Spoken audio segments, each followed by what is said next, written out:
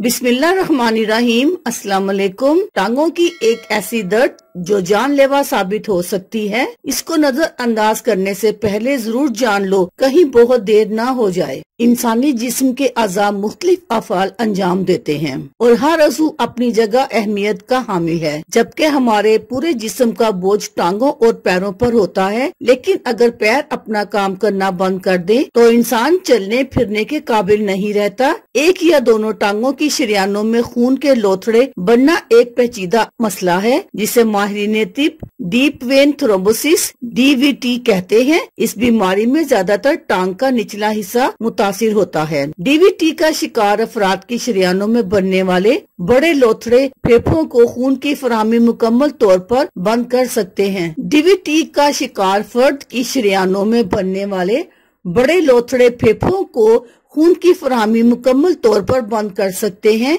या इनकी वजह से दौरान खून में रुकावट पैदा हो सकती है, जिससे फेफड़े अपने अफ़आल अंजाम देने में नाकाम हो जाते हैं और इंसान की मौत वाक़या हो जाती है। DVT की अलामात फौरी तौर पर जाहिर नहीं होती और इसका शिकार अफराद देर से डॉक्टर तक पहुंचते हैं।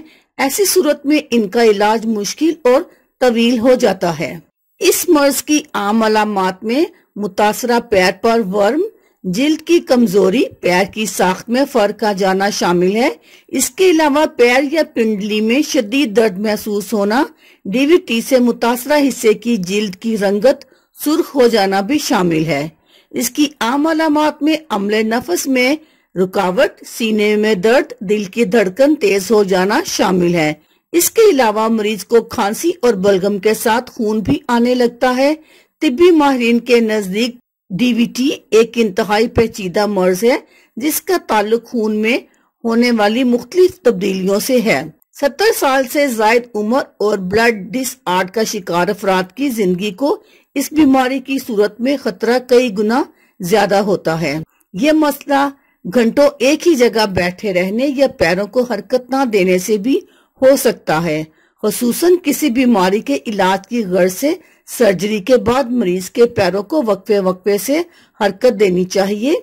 इस सिलसिले में मौलिज की हिदायत पर अमल करना जरूरी है। अल्लाह हाफिज। शुक्रिया।